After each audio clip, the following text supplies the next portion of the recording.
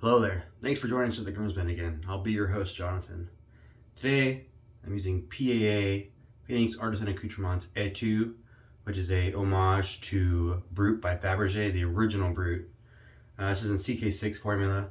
They have Crown King, the original formula, also available. I like both formulas, but Brut is a fantastic scent. The original Brut by Fabergé. This is a fragrance that was made in 1964. It's a Fougere scent. And you really get that kind of foresty, but it's also kind of a spicy scent. I really like it. And it's an older scent. I think a lot of people have really strong feelings about scents that their fathers wore, their grandfathers wore, and they associate it with old people. I don't have that hang up personally. I mean, maybe I do with some. My dad wore musk type scents, so some of those kind of ring a bell for me, and I like them because of that nostalgia, and some of them I don't. I think it's with any scent, right? Some Fougères I like, some Fougères I don't. But I really like this original Brut by Fabergé. And if you're comparing it to, if your only experience with Brut is with like the drugstore, supermarket, plastic bottle Brut that's available now by Unilever, which is the current owner of the scent, it's not the same thing. The original Brut by Fabergé, it was made in 1960. I think it was released in 64, but it was made in 60 or 61. But it was, I can't remember the guy that made it, but it was released by Fabergé as just a fragrance. And then it got so popular that they made it into like the drugstore versions, and there's deodorants and body sprays and all that stuff. I mean, still today, you know, over 50 years later, 60 years later, and Brut's still everywhere. But the original Brut was, I think, a much more robust, very well-rounded scent, very well-rounded Fougere, compared to the drugstore version, which is kind of medicinal. It's really overpowering in a not a good way, at least to me. Brut's still a strong scent no matter what, and the A2 version is not any different. It's a pretty strong scent, but it's strong in a good way, I feel, whereas the drugstore version is not. I got this already lathered up, my face is wet. This is a vegan formula if you've never used PAA stuff. It's all vegan. Tons of butters, oils.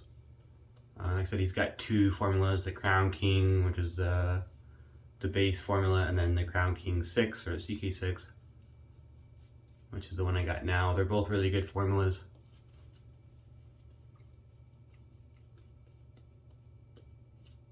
The CK6, I mean, it's been discussed a lot recently in the forums and stuff, in the Facebook groups and on YouTube by different people. They had a price hike recently. I mean, you have to be the one to determine if you think it's worth it. But the CK6 is quite expensive, even compared to the CK1. It's a pretty good jump in price. But if you're interested in PAA products, and I think they're pretty good quality products, and you know, hit up the CK1. It's a really good soap. I'm pretty sure I've used it on channel before.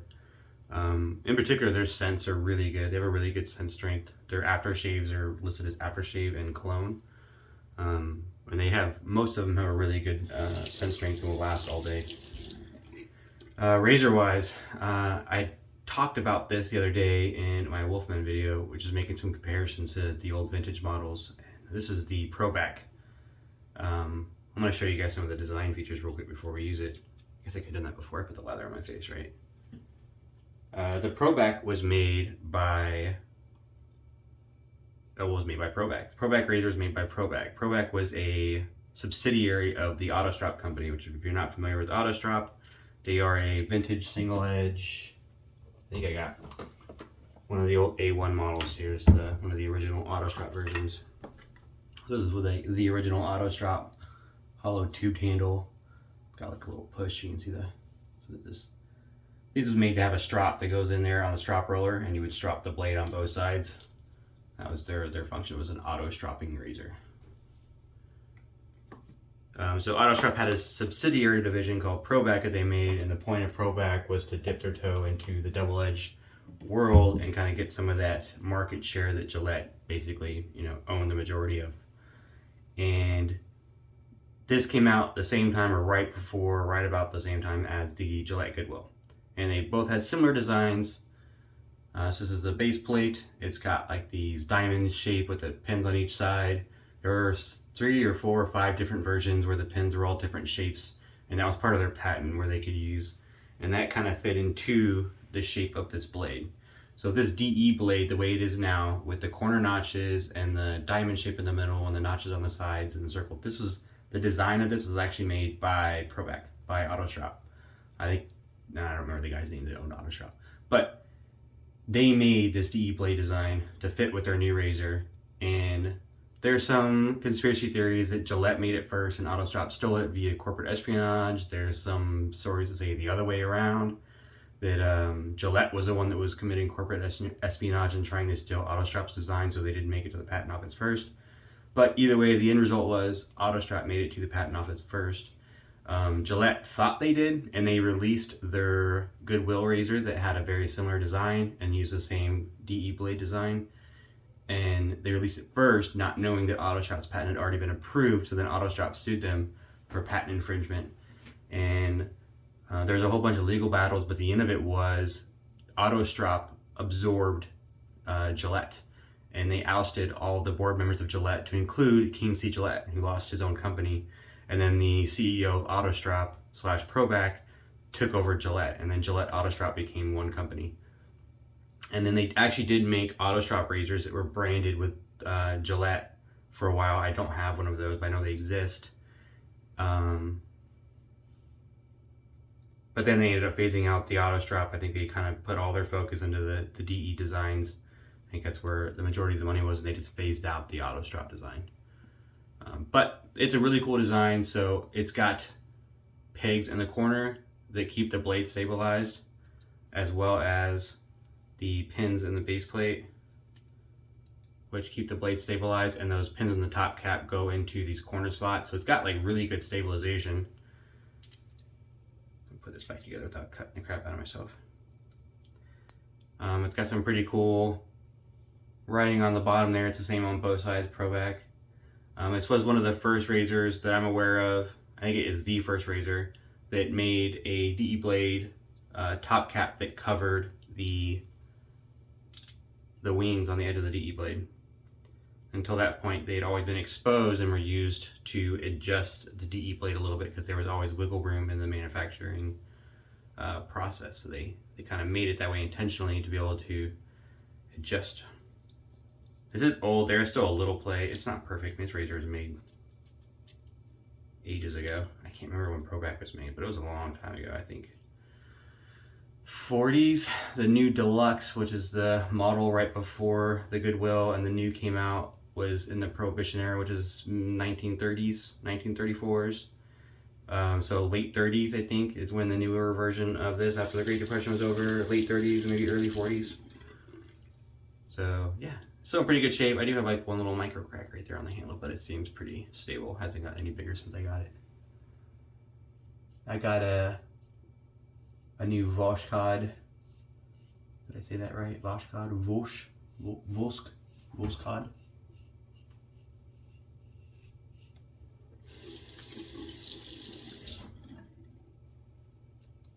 Very good blade. I know some people have some strong feelings about using Russian products. I mean, I had this blade before the war, and the blade isn't the one that started the war.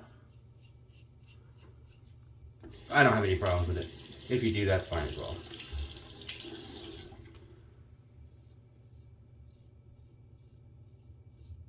The way I look at it, I mean, I haven't bought any since this happened. I just had several tucks I've gotten via like PIFs and stuff, or when I traded or bought a razor from somebody and they included some blades, and some of them I ended up having like 6 or 7 tucks at some point. But I think I'm down to my last few. But I mean, if you bought one nowadays and off like Amazon, you're supporting the seller that's on Amazon. It's usually a US person that bought a bunch in there.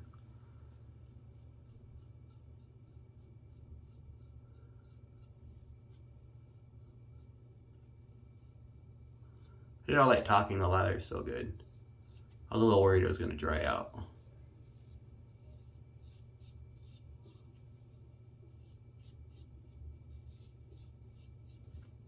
I think Proback is a pretty cool razor. I think all those features with like the corner pins and the extended top cap and the pins under the bottom cap, which are kind of similar to the Goodwill. I think those are all really cool features.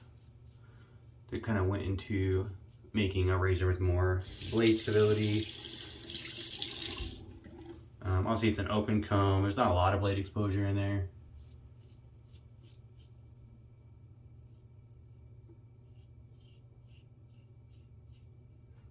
It kind of looks similar in appearance to like a Gillette Old Type.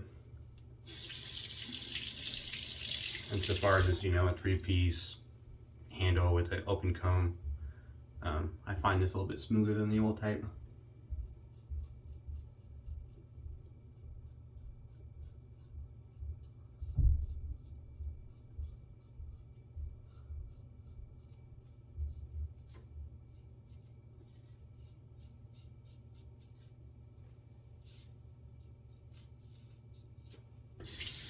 How's it get past that?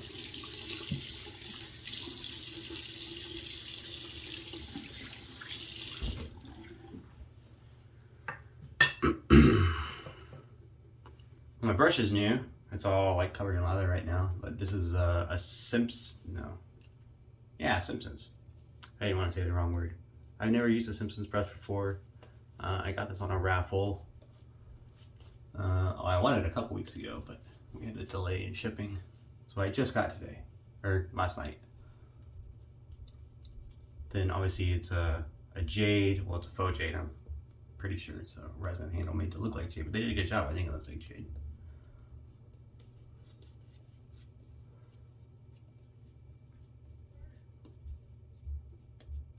It's a Best Badger. It's hard to like figure out like Badger quality and Badger like stages of hair. It's all confusing because they all have their own, like every company has their own naming conventions. I don't think the Best Badger is near, I think it's actually towards the bottom of the scale as far as their offerings at Simpsons. It's nice. I don't have any scratch. It's got some scrub to it. It's a little floppy, but not in a bad way. It's not too floppy. Made a nice lather. Handle's a little small. It's the Duke size. Small comparatively speaking. Not too small to use.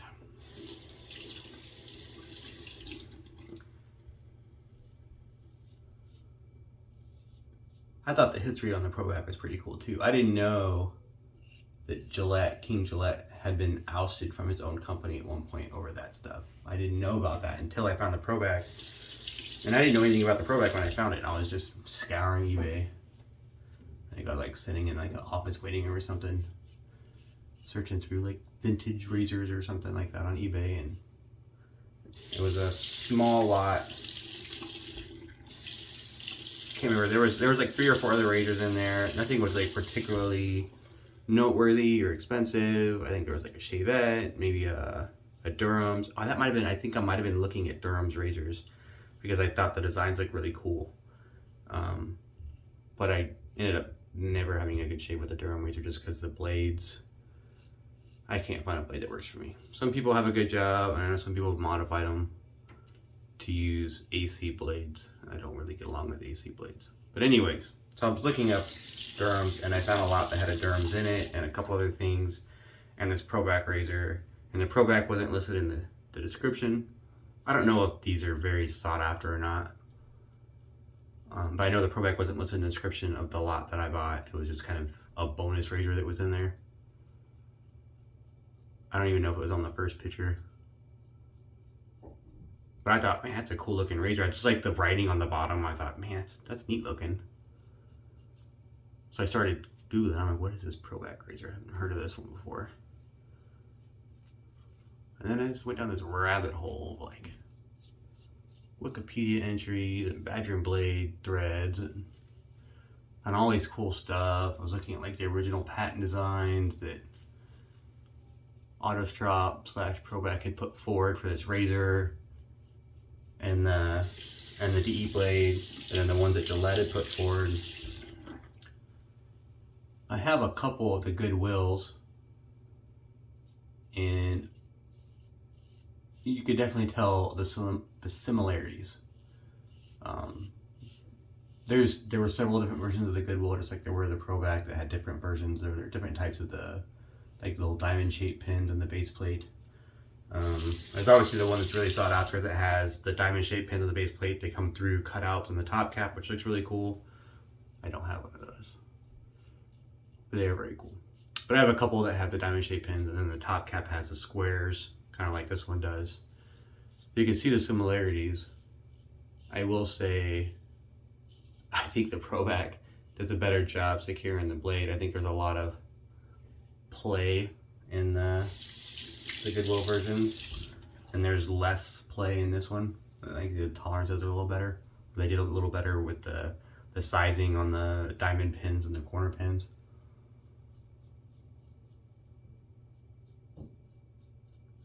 Whereas the Goodwill, you kind of got to use those side tabs to adjust the blade, because it'll go in kind of wonky sometimes, and you'll see when you double check the exposure, you might be just a little bit of blade edge on one corner and a lot of blade edge on the other corner, where it's kind of sitting cattywampus.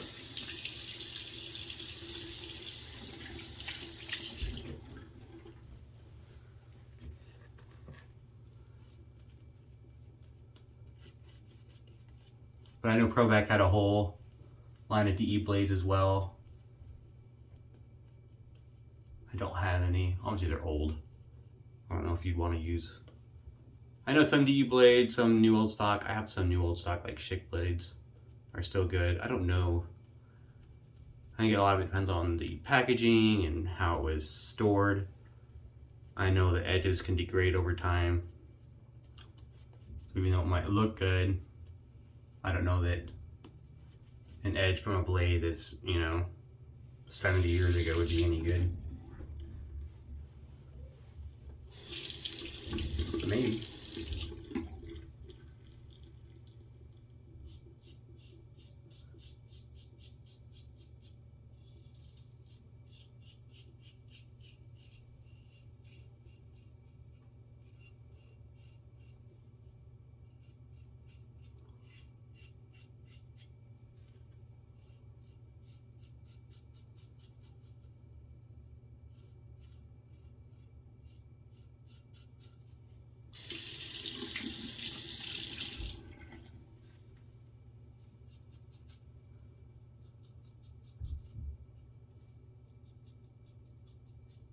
I'm not an expert on metals. I think it's a brass plated razor, just like all the other razors of that era were.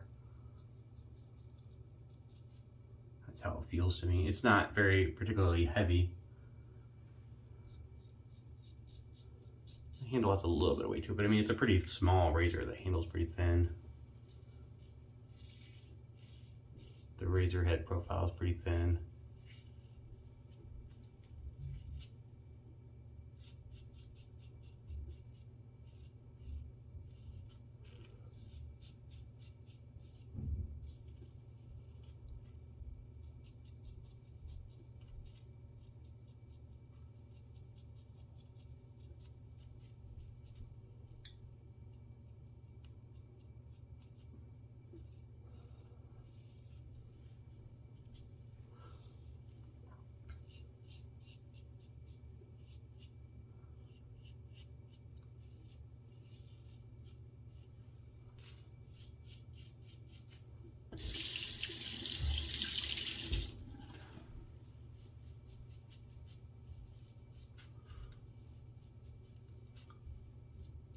It's definitely a nice shave.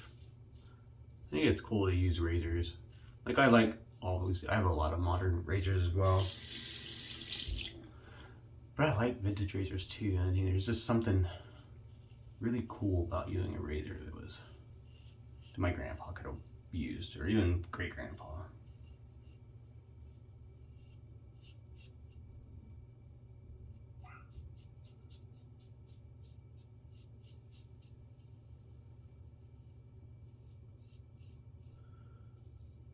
Or even older. I've got a couple razors. That auto strap I showed you guys earlier, that was a version 1 auto strap.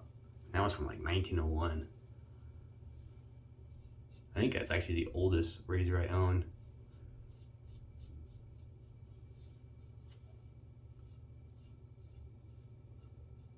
not counting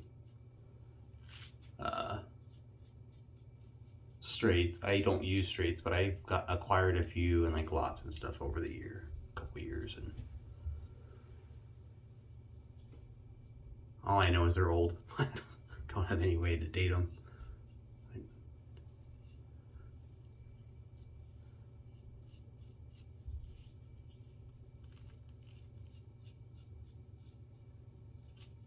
Actually really smooth with this blade pairing was a good choice. I know I was a little nervous about using it on camera today because I haven't used it in a while, and I do remember that I'd had one good shave, at least one good shave from it, but I'd also had one bad shave from it. I think that was just a bad blade pairing, but I was nervous that I was going to have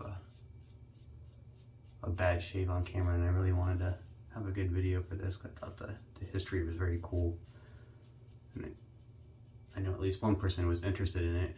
I think it's pretty interesting.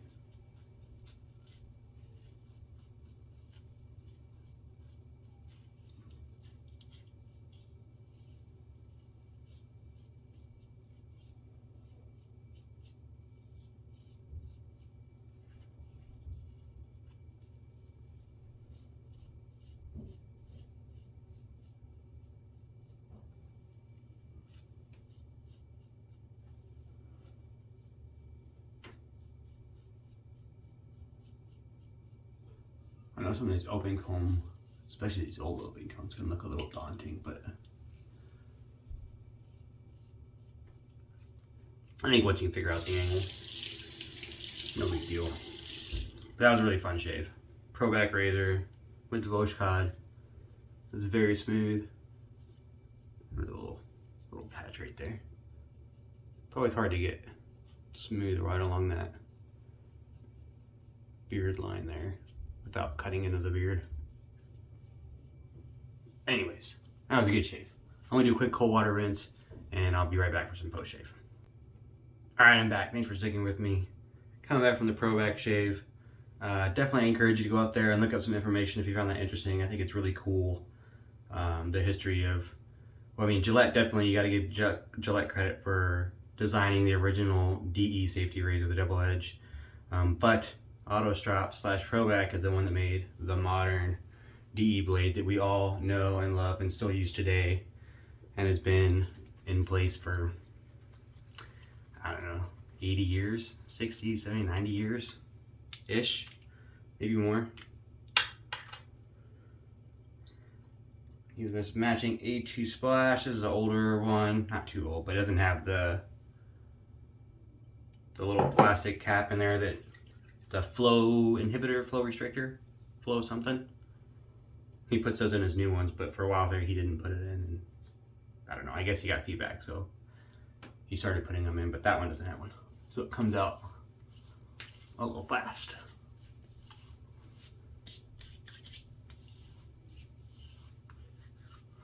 I definitely like PA's aftershaves. Like I said, they last a really long time. They feel good on the face. They definitely have a high alcohol content, but I don't mind that. I kind of like the alcohol burn, which is funny. When I first started safety shaving or wet shaving, I never liked that. When I was just using cartridge razors, I never used an aftershave splash, so I hated the burn. But when I started wet shaving, I converted. And I now appreciate it, and I get what everyone's talking about. I do have a little bit of the, well, not a little bit, I have a jar of the Star Jelly as well, which is kind of it's an aftershave is what it's listed as, because it has alcohol in it. It has a different kind of alcohol, so it's kind of a gel. Or not kind of, it is a gel, a jelly. But it's also got some nice skin stuff in there, so it's kind of a hybrid aftershave / balm. It's definitely listed as an aftershave. I don't want to mislead you on that because of the alcohol. Anything of alcohol in a product that makes it an aftershave and not a balm. Generally speaking, alcohol is not fantastic for your skin. It dries it out and everything, but it's got enough, I think, enough skin food stuff in there to balance it out. Water, triglycerides, glycerin, bunch of stuff I cannot pronounce. alcohol, allotonin, menthol. Definitely feel that menthol. Some more glycerin, ethyl, hexyl glycerin, and prickly pear oil, which I like. But it feels nice.